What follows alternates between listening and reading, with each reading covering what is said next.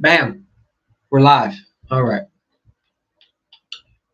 get everything going here.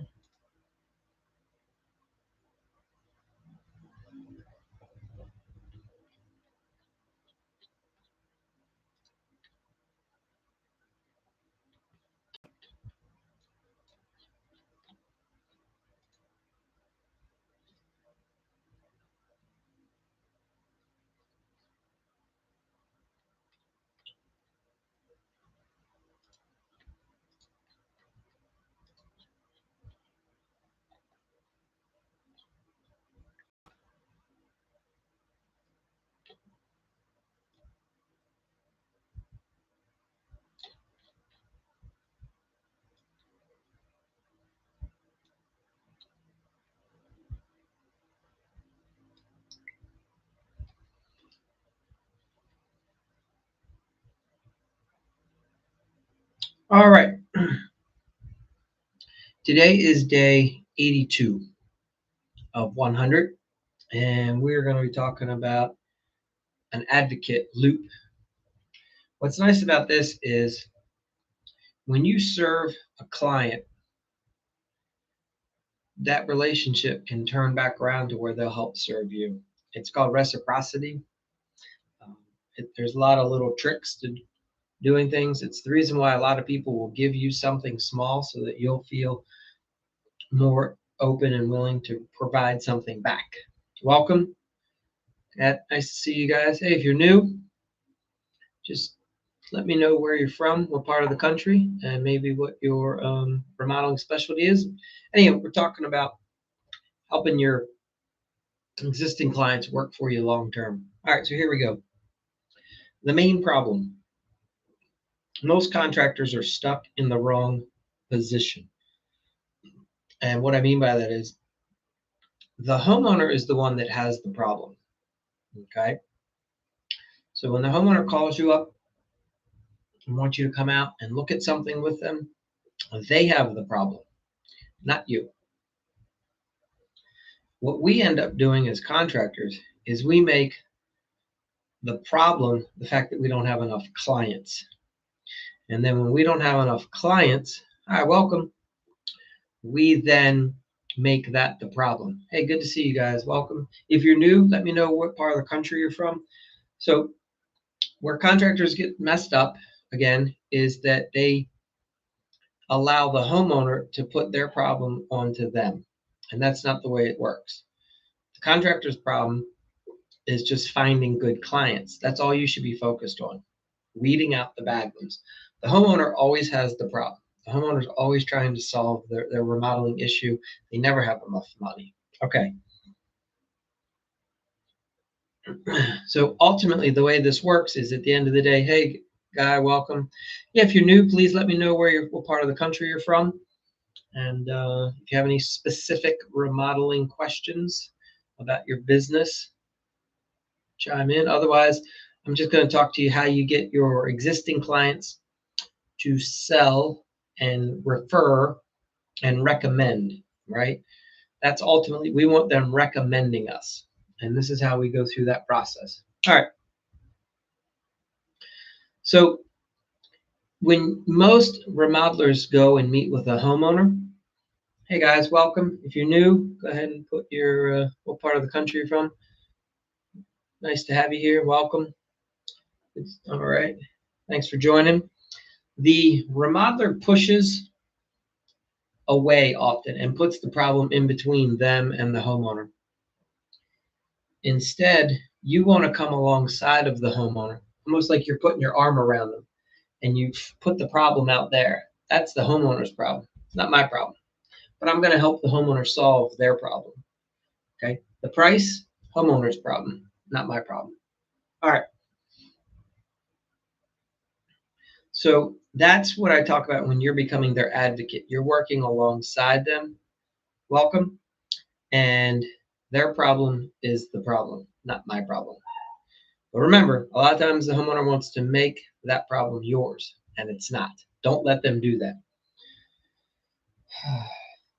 So, because this is that process. Hey, welcome, welcome. All right. So what we do, what we use, it's called a reframe. Hey guys, if you're new, just let me know what part of the country you're from. So there's a process called the reframe, and that's where you redirect the homeowner. You let them know, no homeowner, that problem is your problem, not my problem. So this is where you stop acting like a salesperson, and you're now what they do in the health world. It's like you're a service provider. So you become their home health advocate. You're going to look at all the damage that they have to their house and all the changes they want to make, and you help them, you guide them through the process. So the way that we came up with this concept years ago was we had an elderly member going through a health issue, and we noticed hospitals and long-term care facilities, they make money by selling you more services for your loved one. And the way they do it really well is they bring an advocate over who's essentially a salesperson, but they call him an advocate. And the advocate helps guide you to help how to provide long-term health care for your loved one in their facility. That's a salesperson. They're selling their services to you, and it's genius. So no remodelers are capitalizing on this concept. You do the same thing with the homeowner. You walk around with the homeowner. Looks like some of you guys might have mentioned something that TikTok doesn't like. Oh, Zen, please tell me how you think it works. So I've had a different experience. My experience was they bring an advocate on board, and then basically they're just selling more services. Your person's going to need this, they're going to need that. Help me understand.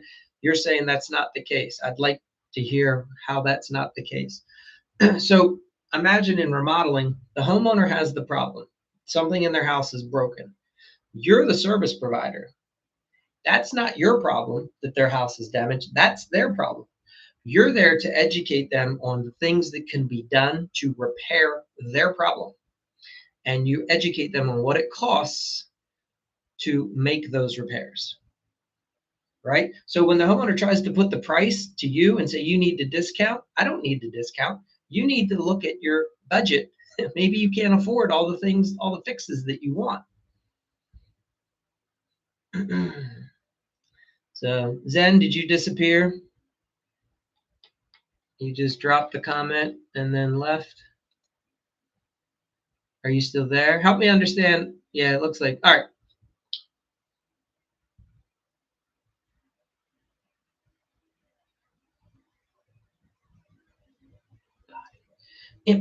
You might be missing the comparisons, and it's okay. But it's the same thing.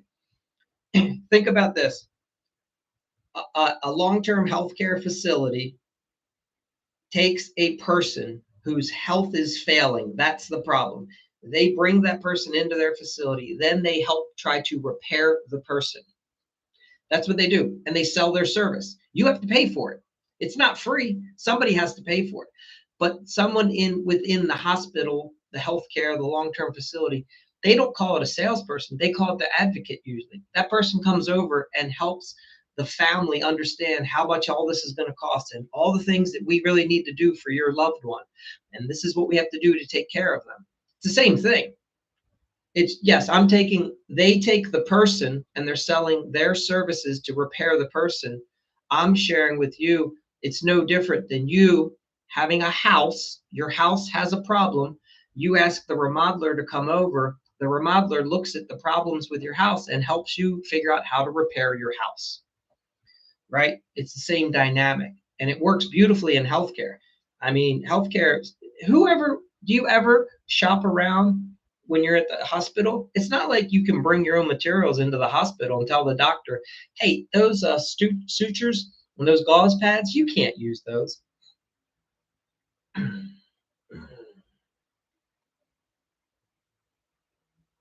So, all right. So anyway, I don't know if you're still on or not. If you're still here, please comment. But this is the concept, and I'm telling you, when you figure it out, it works beautifully. It's strange to hear to make the connection. All right. So you, as the remodeler, you become the homeowner's advocate to repair their house. Their house is sick. And this is how you become their trusted partner. And this way, you're keeping the problem over there. The problem's not getting in between you and the homeowner. Your problem's not their problem. Their problem is their problem. All right. When you do this right, clients feel like you're on their team. You reduce resistance, hesitation, price-based friction, it's called. You build long-term loyalty. You have repeat work and referrals. So, all right. So here's the framework. You can think of the word advocate, which I know is a long word. Hello, welcome. If you're new, let me know what part of the country you're from. All right. So you align the home with the homeowner and their values, okay, and their desired outcome. Then you define what the real issue is, not the symptom. You have to understand what the real issue is. Hey, Brian, welcome. All right. Then you look and you have to verify the constraints. These are the constraints that happen in remodeling. There's budget, there's time, there's logistics, and then there's the homeowner's emotions. And make no mistake about it, the homeowner's emotions are a big one. You offer options at all points. You don't have ultimatums. I would not suggest you just say, my price is my price. I would say, this is one of my prices to do this amount of work. If you would like a different price, we adjust the amount of work that I'm doing. That's how we adjust the price, right? It's like going to a restaurant. If you can only afford the salad, you get the salad. If you can afford the appetizer, the salad, the side dish, the main meal, the dessert, the coffee, the espressos, the after dinner drinks, then you buy all of that. Most homeowners come into a remodel wanting to buy the full course meal, but they have a salad budget. So you have to help them. And what ends up happening is the homeowner wants you to discount everything so they can afford it. That's not the way it works. You can't buy as much as you want. So what things do you have to have? That's how this works. You co-create a plan that actually solves the homeowner's problems with the amount of money that they're willing to invest. Okay. Again, the homeowner's lack of money is not my problem. Their lack of money is their problem on how much work they can have done. That's always the key to remember here. All right. Welcome. If you're new, just let me know where you're from. Brian, hello. All right. So as a professional remodeler, you have to anticipate the client's concerns. You have to already go in and say, most likely, this is what they're going to say to me. This is what the frustration of theirs is going to be, so that you already know how you're going to address it and answer it. Okay. You pre-handle. Hey, Walter, welcome, Portland, Oregon. Very cool. All right. Thank you for being here. I'm just talking about the homeowner relationship and how to shift it, because homeowners try to tell us that the price is our problem, and it's not. The price is the homeowner's problem. If you have any questions about that, just fire away. So we have to expect that the homeowner is going to be confused, because they don't do this, right? The homeowner doesn't know what they're talking about half the time. They've just watched some TV shows and they think they're an expert, or they remodeled once in the last 20 years. So now all of a sudden they know everything. Or they go to Home Depot on the weekend when they're buying like their gardening supplies, and now they're an expert. And you just have to remember they're not. And you help educate them so they understand what to expect, right? I don't teach them how to repair the issue, but I teach them the things that are important to know to make the repair. Like, you really have to understand structural bolts, right? And you have to understand hardwares and fasteners, because there's all kinds of different metals and they all react differently. And that's going to be a big issue in this situation. I don't tell them which hardware I'm getting. South India, maybe. So in my market, I'm on the East Coast. We have a lot of people from all over the world. And yes, there are certain cultures that like to haggle. And there is definitely a way to spin that back on them. And I hear what you're saying for sure, Walter. There are, yes, they like to haggle everything. However, there is a way to turn it back onto them where they start to see their ridiculousness. So fair enough, but that's a good point. All right. And instead of selling, like everyone talks about sales and selling, the goal isn't to sell, it's to enroll. You're getting the homeowner to just say, yeah, that's the solution that I want. How do I get you to do that? See, that you have to have them to want it, and then they ask you how they get it, as opposed to you pushing it onto them. And you do that by showing them that you can solve the problem. All right. And then this is what keeps you on the same side. Remember, you want to take the problem and push it over there so that you and the homeowner are side by side and you're both looking at the problems. And you ask them, how should we solve that? And what I mean by that is they're going to say to you, I don't have that much money. You need to come down. And I'd be like, that's what it cost. How do you think we should solve it? Maybe we should take some things out of your shopping cart. Maybe you can't afford everything that you think you can, right? You put it back onto them. It's their problem, not mine. All right. And then this helps build that long-term confidence with them. Okay.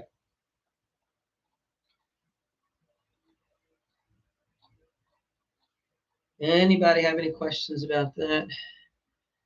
They make come and take measurements to all the windows in my free estimate. I promise. Yeah. So, Walter, yeah. Do you charge a measure fee?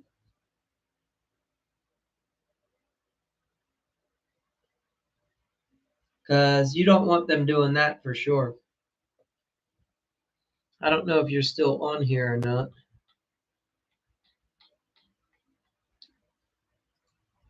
Yeah. I get a lot of window company people that say that they can't. Um, so here's what you can do. You think about this for a minute. Homeowners don't know what it's going to cost. That's why they call you up and they say, I want an estimate. You can provide an estimate over the phone in a couple seconds by just asking a couple minutes. You ask a couple questions. You say, look, on average, homeowners are spending $5,000 to $30,000 on windows. The only way I'm going to know exactly what yours is going to cost is we have to go through a process where we get a plan. I have to know all the sizes, which windows, what features you want, how nice do you want these windows? Do you want these windows to be energy saving? Do you just want cheap windows today, but you want really high energy costs? Do you want cheap windows today that you're going to have to replace in a few years? Do you want better? Do you want to make a better one-time investment now so that the windows are perform better and last longer? Like, how do you want to spend your money? Like you have to ask the homeowner these questions and then shift it to where, well, for us to come out and do a diagnostic, an analysis, right? And because now you're a professional, now you're educating them, where all the other guys are just coming out, right? It's one way to look at the problem, is what I'm saying. And we could talk more about it, but hopefully, people really don't want cheap. People tend to want better, right? Almost nobody buys the cheapest thing, but they just like to know that there is a cheap thing, and they don't always buy the most expensive. So you see where I'm going with this? All right.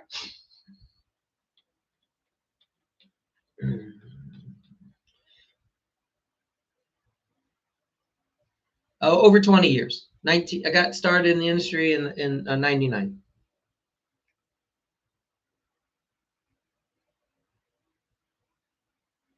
So I started out. You sell, Walter? Are you a window replacement company? Do you sell windows?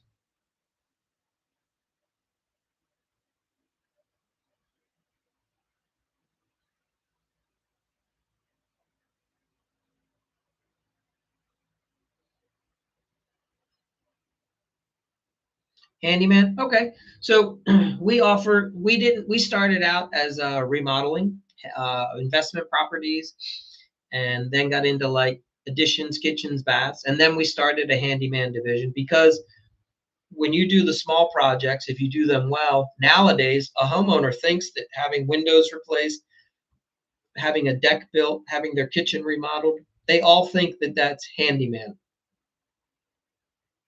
Okay, very good. Yeah, it's if you, Walter, if you can return a phone call the same day, if somebody calls you and you see a voicemail and you can turn around and call them back, the same day, if you can respond to a text message the same day or an email, you'll do really well in this industry. That's why most people can't do well, because they don't respond to the homeowner. If you can be personable, and the skill is the thing that you need least. You have to be able to do the basic job. As long as you don't have to be the best at it. You just have to be the best at responding to the homeowners. So yeah, I would definitely look into it. What are you doing currently if you're not in the business right now? Are you working for somebody else in the trades?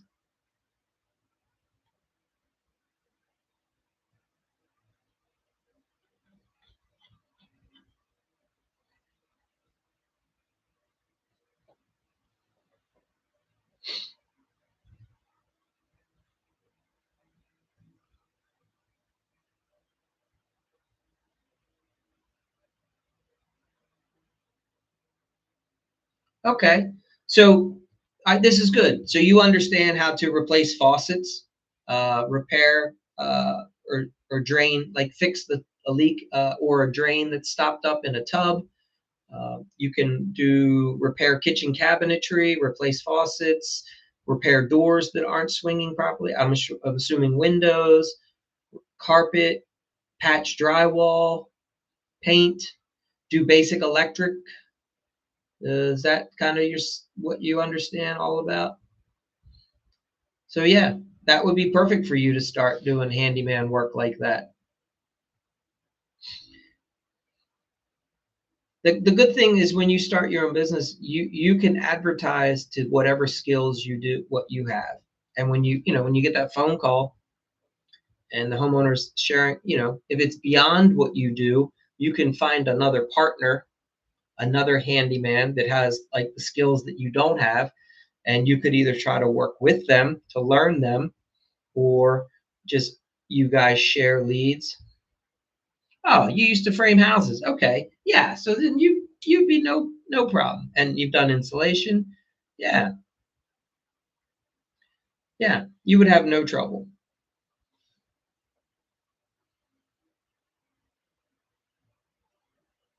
Perfect.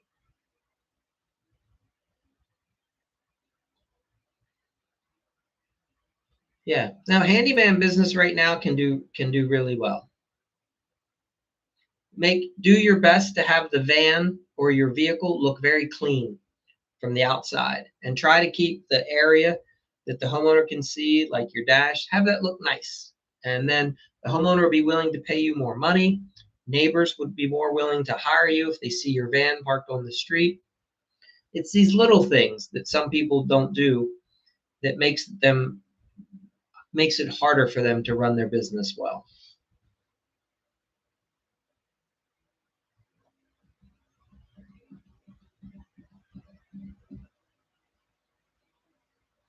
So, very cool. Yeah, you'll do great.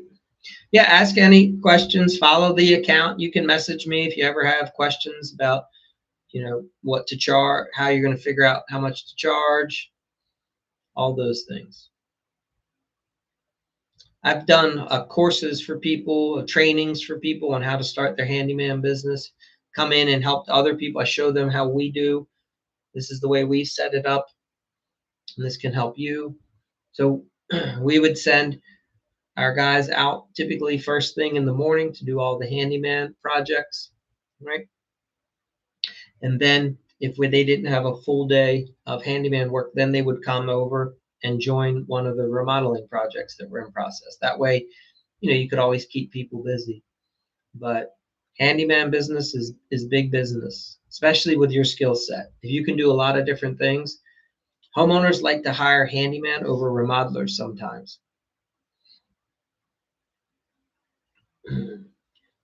It can be a little bit cheaper.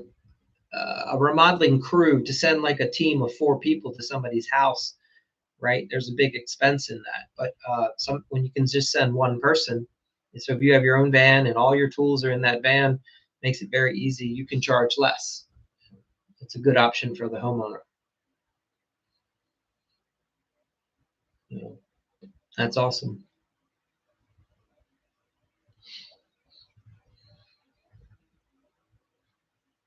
Welcome. Yeah, so if you guys have any other, Walter, if you have any other questions, otherwise, I'll talk a little bit more about how to help you get more business from the big thing, Walter, in your business too, if you do the handyman, you want to help each client. Every time you do a job for a client, you want to see if they can help you find other clients. Most people call it a referral. There's a way to switch it to where it becomes what's called a recommendation. And sometimes homeowners will even call people right while you're with them. You're making the repair, they might call a couple friends. Hey, I have Walter here today. He's trying to fix this and that. Did you guys need something done while he's here? And a lot of times, one client can help you set up the next 2 or 3 projects right there, just like that. So, but it requires you talking to them about that and saying, you know, Mr. and Miss Smith, I'm really thankful that you hired me. Thanks. While I'm here and I'm fixing this faucet, I'm going to be here 2 hours. Go ahead and reach out to anybody that you know, any of the neighbors, let them know I'm here. If they have something in the community that they need repaired. Yeah, so you first, Walter, this is a really good question. The first thing we do when I get the initial phone call and the homeowner's asking me, like, how do you do this? How do you do that? I will share something like, well, Mr. and Miss Smith, if you'd hire us, one other thing that's really nice, most of our clients have become good fans of ours. They love our service. They love how we show up on time. They love how we stay on the project till it's finished. We don't bounce around. Once they hire us, we start and we finish the project. And we warranty our work. We stand behind it. Okay. And then we find most of our clients refer us and recommend us to their friends, their neighbors, their coworkers. And what I'd like to ask you to be thinking about is if we do all the great things that you've asked us to do, who are the people that you could let us know, or you would say, hey, you should hire Walter. Walter's amazing. And the reason a lot of our clients do this is because we have a really nice reward program. Would you like to go out to a nice restaurant? Would you like to have a gift certificate to a day spa? Perfect. If you just happen to know a friend who needs some handyman services and they hire me, I can get you set up with a voucher for a local day spa. You do these little things.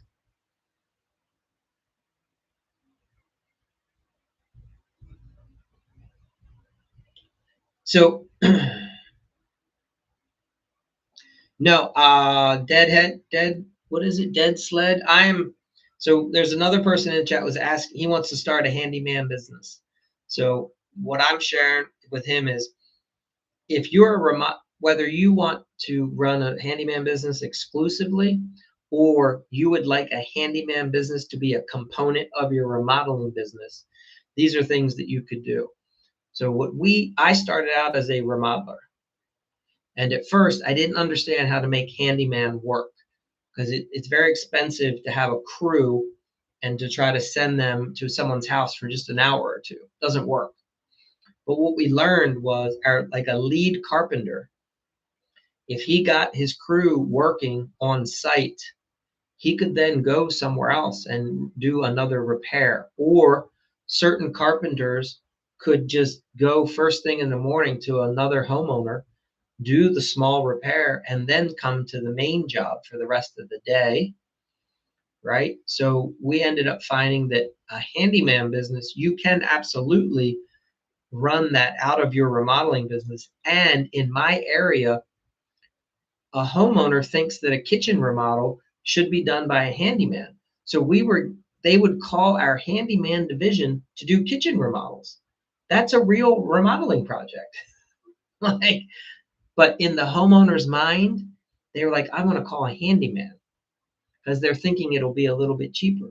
It's about the same cost. Whatever. It doesn't matter to me. You call the handyman division or you can call my remodeling division. I don't care. So does that help answer the question?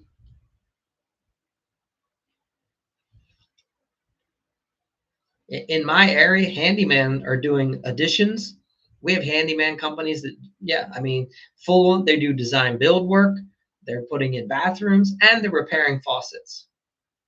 Correct. It's a really good way. And dead sled, this is what we found. And this is the huge thing. We would have homeowners call, so we would advertise things, small projects, fix leaky faucets, fix doors, right? Install flat screen TVs. You pick whatever you want to do. And we would do a lot of these small projects. Then we have a flyer that we leave behind with the homeowner, and it shows them our other services: kitchens, baths, additions, basements. We had a very high percentage. Once we've done the small project, $500, maybe $700 project, they'll call us back within the same year and sign us up with a multi-thousand-dollar job, right? Like, we might be building a $15,000 deck for them. And it all started because we went out and solved we fixed the gate fence for them for like $400. You know what I'm saying? But then they got to know us. And when you do a good job responding and you're responsive and you pick up the phone, you call them back, you have somebody in the office that communicates and coordinates and lets them know, hey, Joe's coming out to your house today. He's going to be there in about a half hour. You send them a little heads up, right? Then Joe comes, does the job really well. Then your office manager calls them back and says, hey guys, was everything really well? Were you happy with Joe's service? Awesome, right? Like, when you complete the loop like that, they're like, this company's amazing. They'll call you back in a few months because homeowners always need other projects, and they don't go shopping 7 other companies when they don't have to. So that's where I'm going. It was a genius marketing move for us, and we had no idea that that's how it was going to play out. So just something to keep in mind.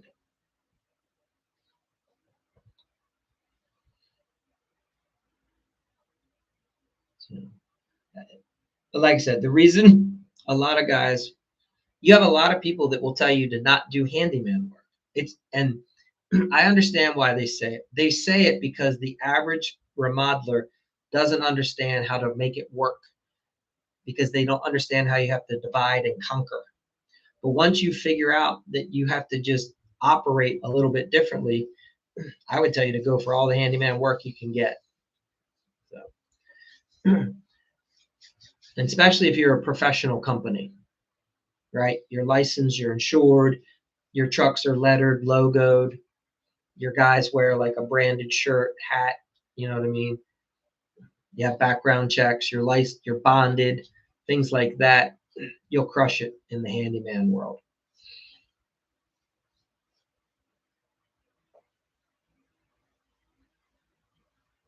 Exactly. Yeah. It's a piece of cake.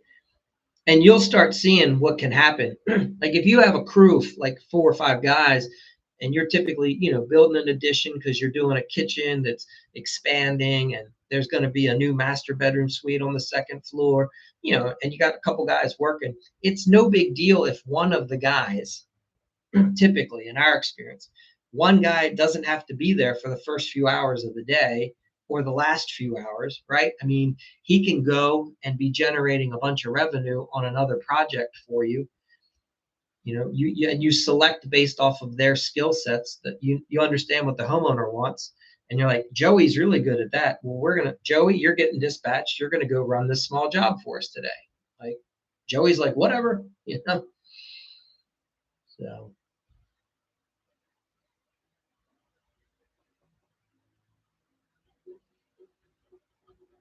and it's a good mix for some guys. Like it. I'm not saying everybody does, but most of our guys liked how every now and then they got to run out and do a small project here and there. It was just simple for them. That was what we found. All right, cool. Thank you. Hey, where are you from, by the way? What part of the country?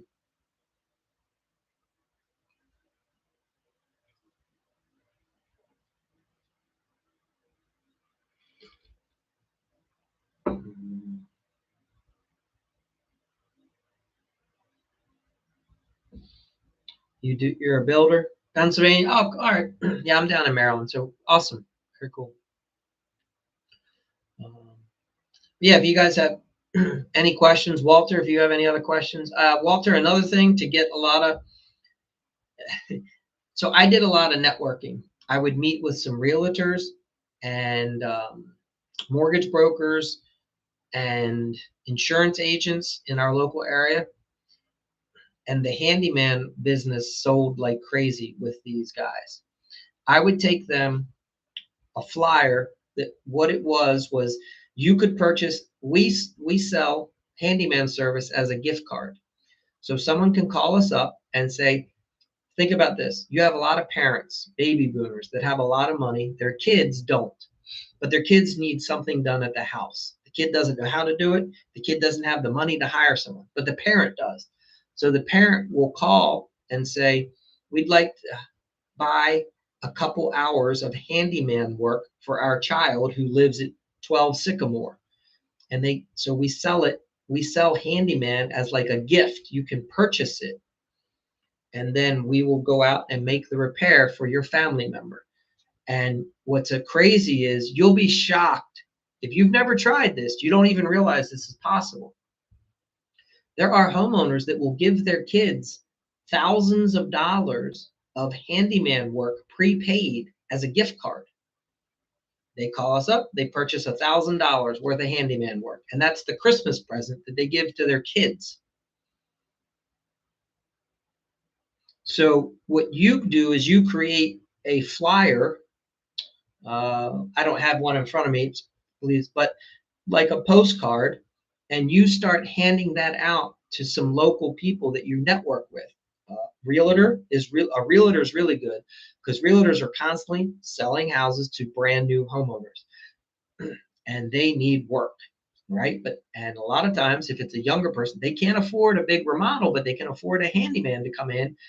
And when you sell it as a gift card, it totally changes their concept. So anyway, so every year we pre-sell a bunch of our work. It's already bought and paid for, and then it just becomes when can we schedule it with the homeowner.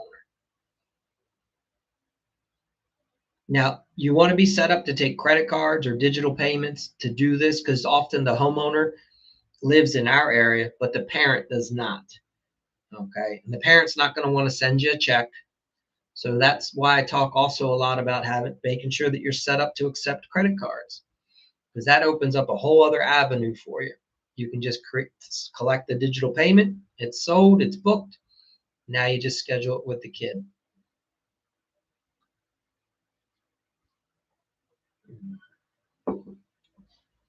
Also, you'll have realtors.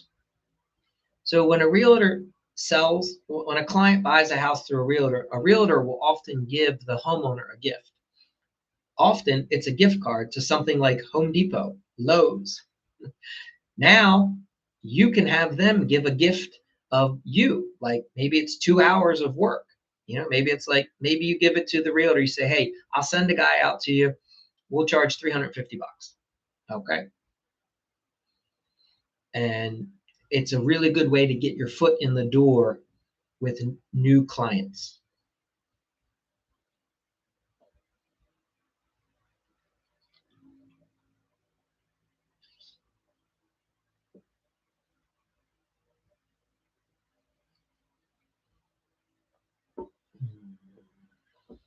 Anyhow, any other questions? What do you guys like? Dead Sled, are you still here? What do you do?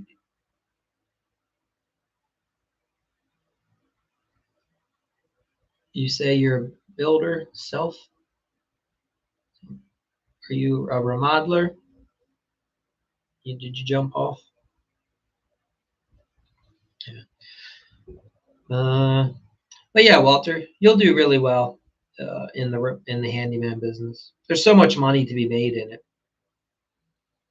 And if you get a system down, I don't know what your goal is, but if your goal is to run it as a real business, once you get the basics down, it's going to be very easy for you to bring on somebody who you can start dispatching. Hey there, go Justin, welcome.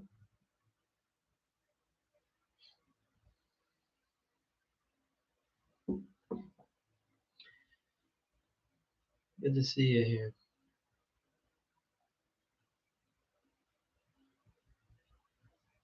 Yes. Yeah. So that's awesome, Justin. Good for you, brother. I'm excited for you. So, yes, Walter, as a handyman, it's going to be realtors will be a really good source for you for future work. And yes, you can offer them some sort of a package plan. You can let them know that they could offer that to their clients as a gift. Exactly. Now, see, Walter, now you're thinking. And all realtors have a mortgage person that they like. And that's so follow me here. You also want to make friends with the person who lends the money and gives it to the homeowner that can buy the house, because every realtor only does so many sales per year. So mortgage people, they might be busier than the realtor, and the mortgage person might work with 10 realtors. The mortgage person might be able to then introduce you to other realtors, and then those realtors can introduce you to other mortgage people. And in 1 year, you can go from just knowing 2 or 3 people in the industry to knowing like 20 people in the industry.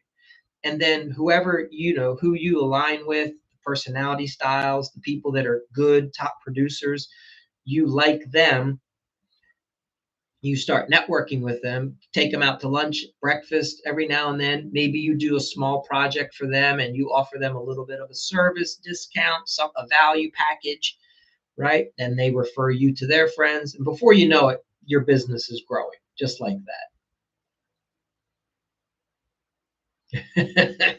Yes. Yeah. You understand the industry. This whole industry is really about, you have to get connected with people, right? Like, you want to own the Las Vegas market.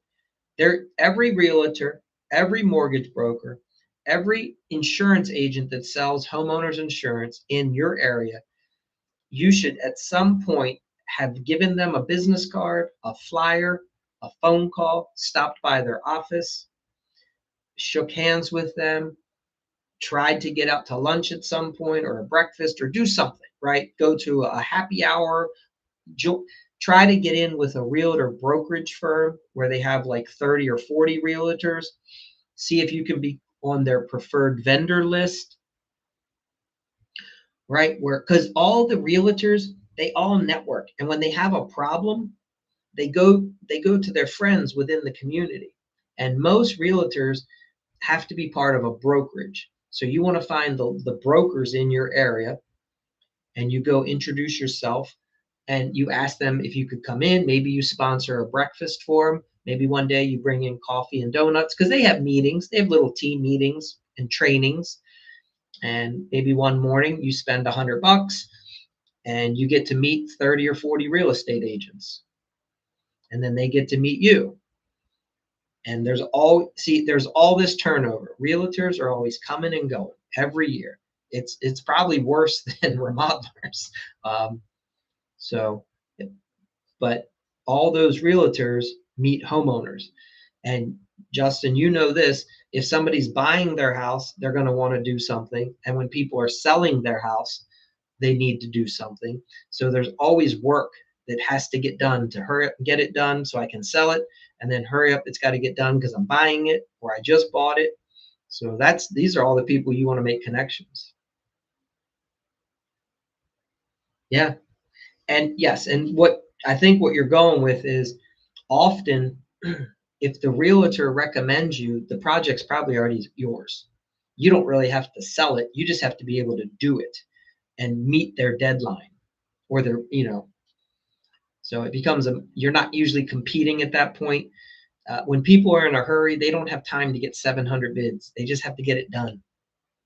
And once you're trusted and you're in the network, a lot of times you're the only one they're calling. So same with property management companies. Now, property management companies can be a little cheap at times. Yeah. Yep. And your good realtors, will pay more money for a quality repair person as opposed to the cheap one because they've been burned and they don't have time. The newest realtors sometimes, yeah, they'll price check you because they're not sure, they're trying to save a nickel here or there. But like the top producers, the guys that are and women that are real good, they want to deal with professionals. They want to deal with someone they can get on the phone. You'll take their phone call, you'll return it, and if you tell them that you're going to be there on Tuesday, they can go to bed and not have to worry that you're going to flake and not show up. As long as you're consistent, then you will be getting good business with the top producers. It just takes a little time. Okay, yeah. Look, all of this just takes time because if a realtor's been doing this for 5 or 10 years, they've seen like 100 of you guys, right? Other handyman, other small remodelers, new guys come and go. And they at first they're going to be a little gun shy and be like, yeah, great, welcome to the business. Let's see if you're still here in 6 months. And over time, you just patient, it'll work out. You just have to be like that squeaky wheel. You just keep stopping by every now and then. You walk in, you drop off a couple flyers, you say, hey, anybody having an issue? Anybody trying to find something that has to be repaired and they're having a time crunch, or you're the normal go-to person can't do it or went out of business? You know, if I can ever solve, you just always offering to solve problems. Yeah. So try to join a networking group where you are have we talked about BNI before? There's a group called Business Networking International. So some people have had poor experiences. Yeah. Once they meet you, they're going to love you, right? You have a great personality. They can tell that you have passion for business. So that's you, Justin. Your big thing is you just got to meet like 700 people so they all know how good you are. That's all. And once people, they're like, yeah, we love Justin. We want to hire 702, greatest of all trades. That's our go-to, right? You just have to, more people have to know you.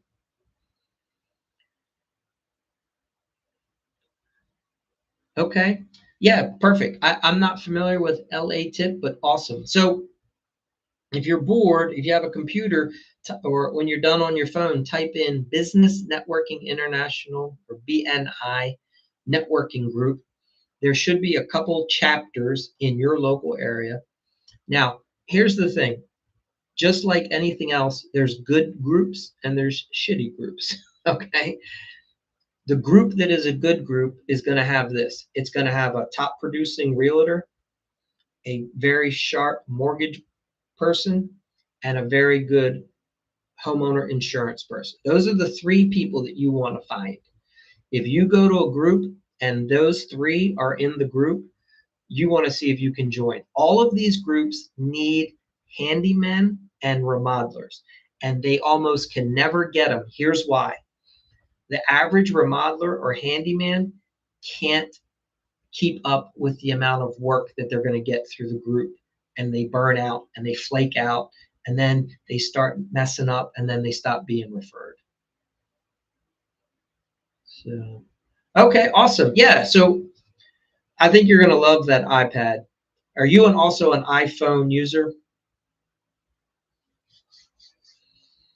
I'm telling you right now, Justin, I heard it was funny. You were talking about, yeah. So yeah, once you get into the Apple ecosystem, hands down, it's the simplest, it's the best.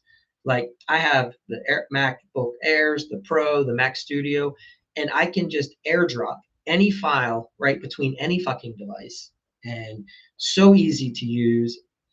The iPad, I have the Apple Pencil. Yeah, it's so nice, right? You just pull out your tablet, you take your notes right there if you like. Exactly. Yeah, it's one step at a time. So, but look into BNI, and they all will offer or let you attend one network meeting for free. And I would say that try to go to one or two. If the first one you go to, if when you look up online, if that realtor is a top producer, And if you can tell by talking to that mortgage broker that they're sharp, and if you can tell by talking to the homeowner, the insurance agent that they're sharp, then that's the group you want to get into. It's that easy. Brian Nancy BNI. Yep. Business Networking International.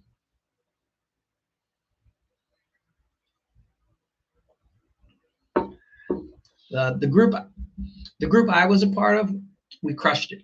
We would meet at 7 a.m. typically at like some sort of a restaurant, like a breakfast place. It might be, we usually went to like a Bob Evans, and it had a little room in the back, and there'd be about 10 of us. Okay.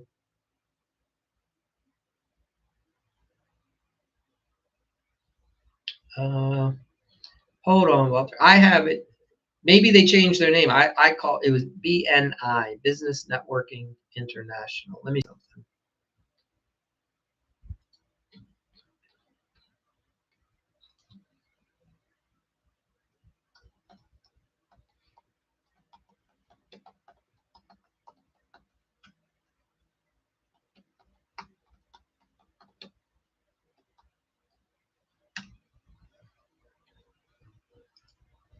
No, it's still called BNI. Yes, Walter, that's it. Yes, you are correct. Business Networking International.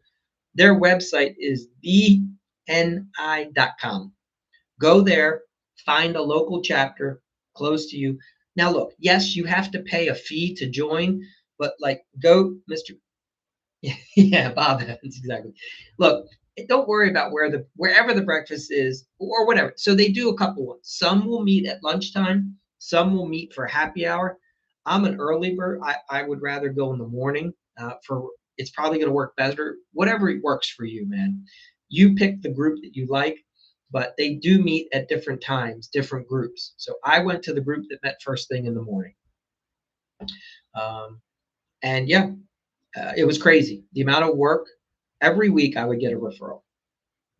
Every single week that I went. I should take that back. I'm sure there was a one or two where I didn't get something, but like it was crazy the amount of work. Yeah, yeah. There's not many Bob Evans left.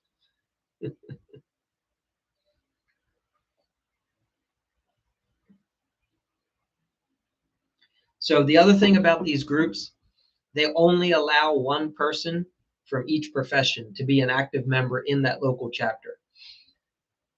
I'm telling you though, most likely, now they might have a high-end designer. They might have a design build company, and that's fine.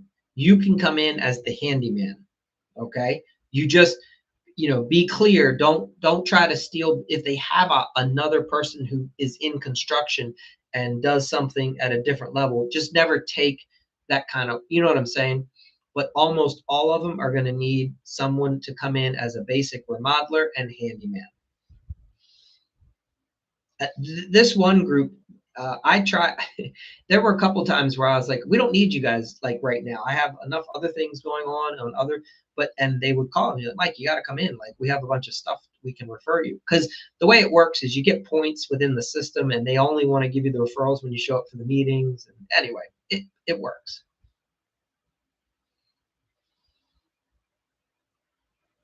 Okay, yeah, East Coast thing. So, but yeah, Justin, Mr. Goat, you're gonna, you guys are, you're gonna crush it. You're already crushing it. So it's awesome to see you here. You should, Walter 702 Esco. He literally just started his business. When did you start in July, Justin? Sometime around then?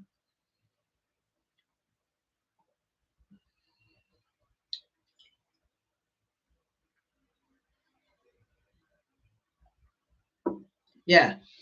So Walter, if you're still here, Walter, I know you're thinking about starting. 702 Goat, he just started this year. And I think, Justin, you could share with us, but it seems like I know it's challenging. I'm not saying that it's not, and like that it's going to be challenging. But that being said, from what I'm seeing, it seems like you're like things are going forward for you, right? Like you're making progress. You're getting over the hump.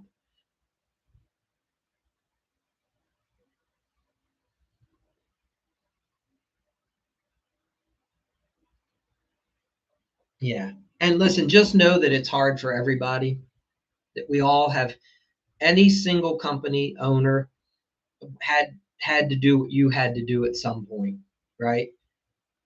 We That's just, know that you can do it. Yes, it's going to suck. There's going to be days where you probably don't want to do it. Now, the issue is if the days that you don't want to do it become like every single day, then I hear you. But understand that it will get easier. It does. But it just, there's a process. And it has to be that way. You should expect it to be challenging because it's rewarding. And that's why most people don't do hard things. That's why. So,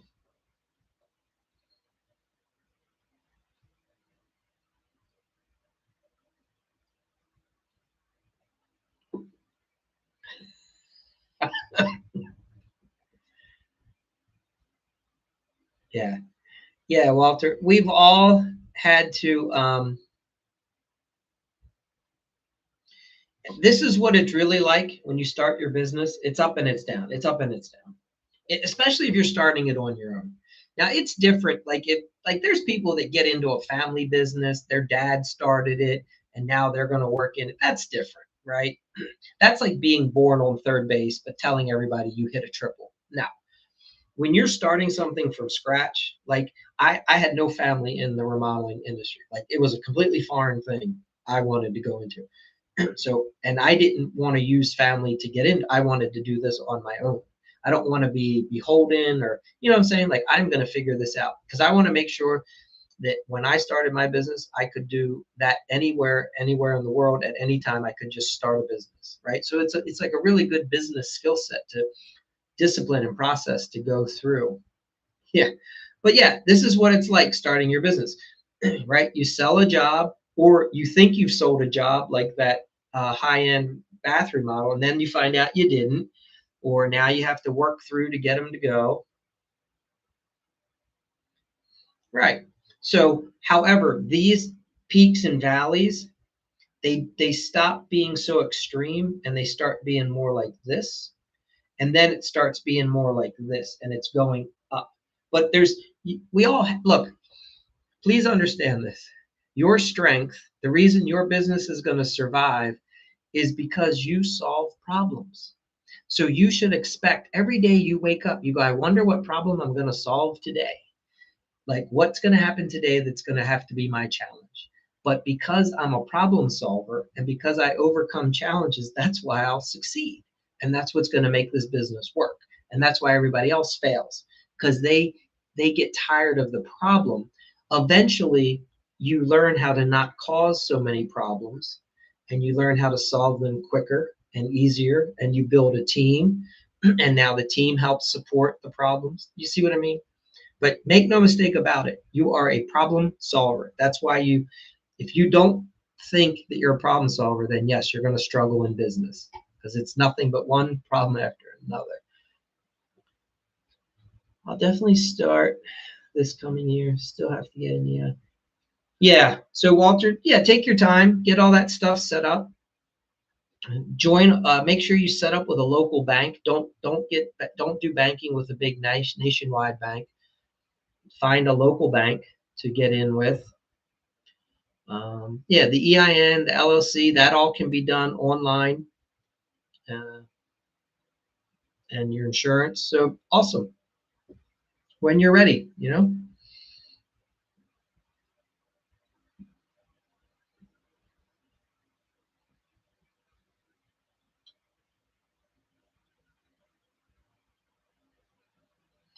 Yeah, 702 Go. You see, Walter's out in Portland, Oregon. So very cool. There's a Walter. You might come across. We have a guy that sometimes gets in here. He's an electrician out in your area, and he's relatively new starting his business. I don't see him in here now. His name's Nick. You can look for him. That could be someone you could possibly network with. It's just interesting. You guys are both. I'm fairly certain he's in Portland as well. Yeah, yeah. So, Goat Walter's already talented. He's framed houses. He's already doing repair work for apartment complex. He's working for an apartment property management like work now. So he knows what he's doing. He's just getting ready to start his own thing. So you're probably like a 6 months to a year ahead of probably where Walter is.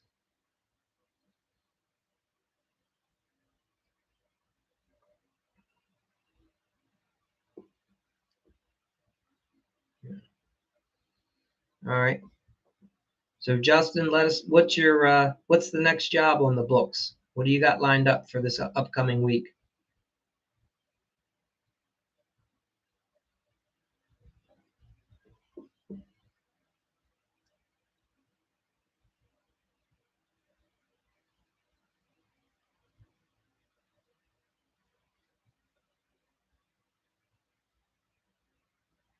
Oh, nice. Permanent, huh? So are you putting in the color changer lights, the ones where they have a control, and then they can do all the different holidays and seasonal, just change the lights up?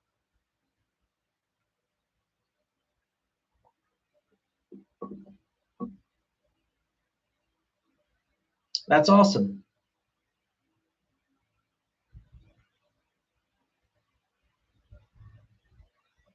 Yeah, very cool. What is what's Las Vegas the area of Las Vegas when you're in? Are you guys are you familiar with the bandit signs? You know those little plastic signs that people stick at intersections and in front people's front yards. Are you so in my area? There are several people. This is what they do. They go to like the entrance or right inside of a big community, and they'll put those signs up. So as somebody's driving up into their community, that holiday lighting sign is right there in somebody's yard, in the common area. I don't know. Now look, it might be like if you buy some of those, it might be something to consider looking into to try to drum up a little bit more business as well.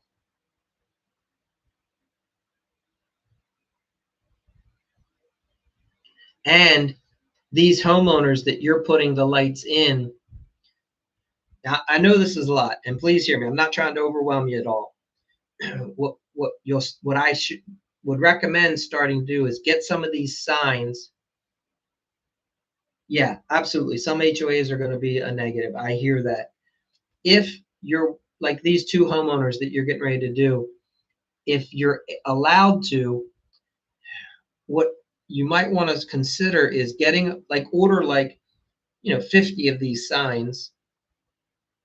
When you meet with the homeowner, find out if they're in HOA or not, and say, hey, how we would like to put a yard sign out in your yard for 2 weeks, a month, whatever, and say what we would do if you're willing to do that, we'll give you a free strand of lights. Like you might want to tie an offer in to letting you put the sign there.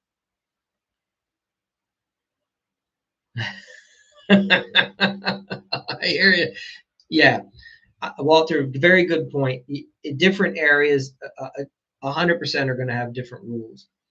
But if your area lets you, those yard signs, if you're putting lights up for the neighbor, the homeowner, it can help. Yeah. Yes, absolutely. See, Walter, you're already thinking like a genius. Yeah, man. Yeah, wrap your vehicle and park it at a very popular place. All right. Well, yeah, Justin, whatever works for you, but definitely. And then I think that'll help you as well because, homeowners driving and they see that their neighbor just got the lights installed. and it's immediate. They're going, damn, we should get our lights installed. And if they see the sign, there's a chance somebody just takes a quick picture and then tries to reach out and contact you. So, or talks to the homeowner and say, hey, you hired 702's greatest of all trades. Did they do a nice job? Do you like them? Cool. I want to call them.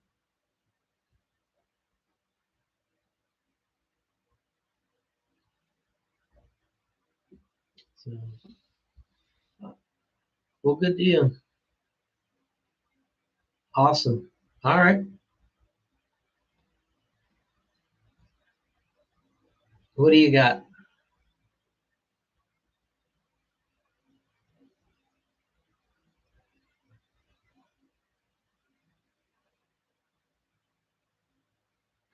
Exactly, Walter. You're like, hey, 702, you put out there that what are we thinking?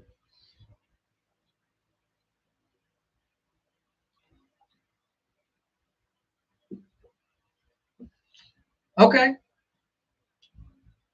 Well, so Walter, to help you understand, 702 has sent me like a gift package with some gear, like apparently some things that are, probably like a T-shirt, maybe some stickers, and we're gonna try. I'll try to help him promote his business. Maybe I'll do something on one of these. We'll figure it out. We're gonna talk a little more.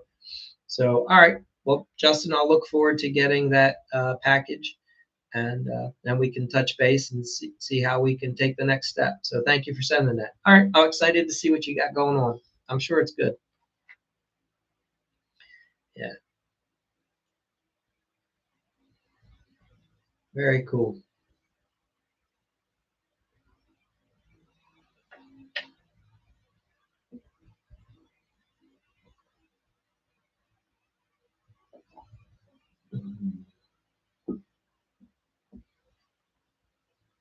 Okay. All right. Yeah. Then we'll expect it within a week, I guess, maybe 3 to 4 days, or I don't know. Well, it doesn't matter how you send it. Just very cool. All right.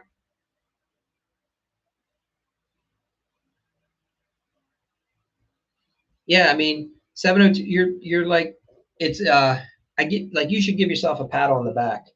You're you're taking action. Like you're doing really good work, and you're. I know all this is hard. I can appreciate that. Like you're probably fucking exhausted. Um, but you're doing it, man. You're putting in the effort. It pays off, you know. So can give yourself, maybe ask your wife to just give you two high five each other and say, hey, I'm getting shit done. I'm making things happen. So keep doing it, man. It's good. You're taking all the right steps.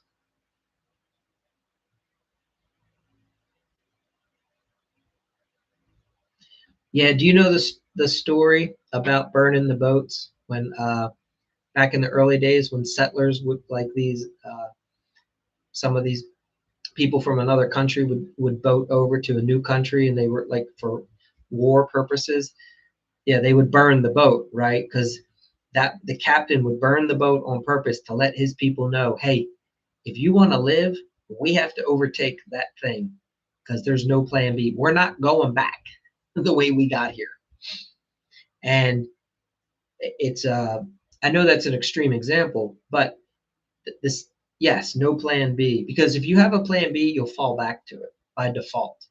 You have to be willing to go all in. Now, it doesn't mean that you do it haphazardly. You still have to put together a proper plan, but yeah, you definitely want to go all in.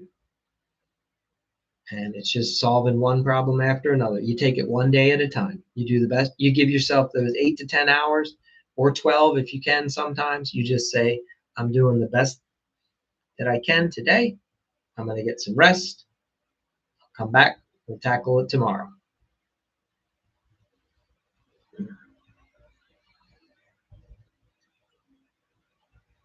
Yeah. Yeah. I hear you. I have personally, I at times I do overwork and it burns.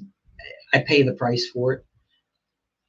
I'm the type of person I can't seem to find enough hours in the day to do all the things that I want to do. Like even for my own business, doesn't matter how many people are helping me. I just come up with another thing that I want to get done. Yeah, you get bored. Like I exactly. I have to be busy. I have to be challenged, and at times I overwork. Is the reality.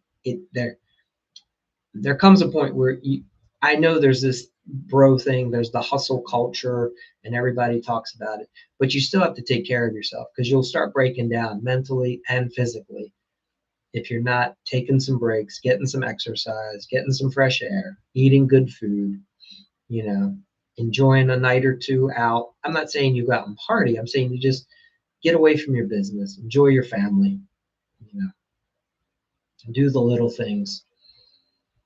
But, during the work week, buckle down and just just keep driving towards that goal.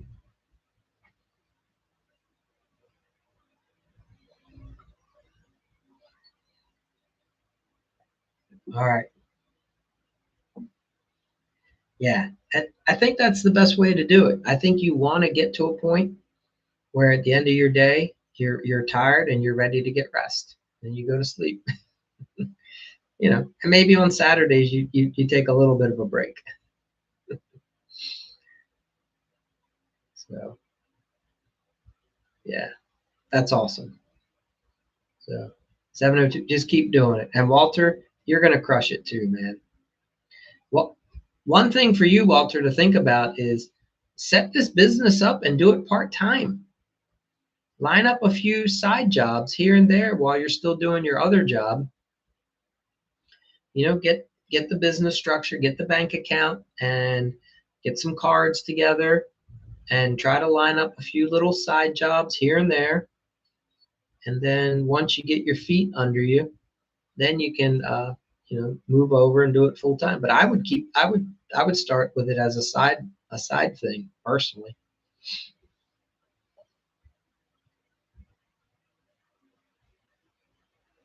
Yeah, exactly. 7 to 2. It's rewarding. Yeah, yeah, yeah. Some people have something in them.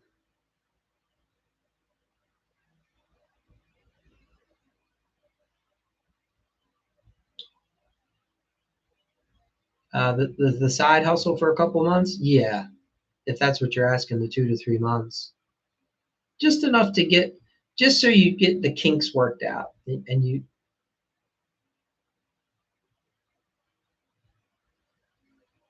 Yeah,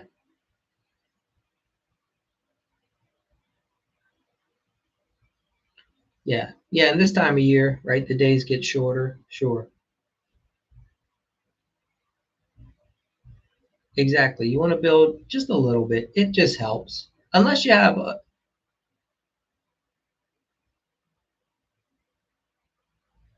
yeah, yeah. So you're already doing it.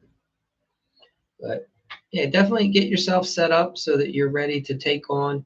What's funny, once you open up that bank account and set up the EIN and get the business, more business will come to you because now you're set up to handle it.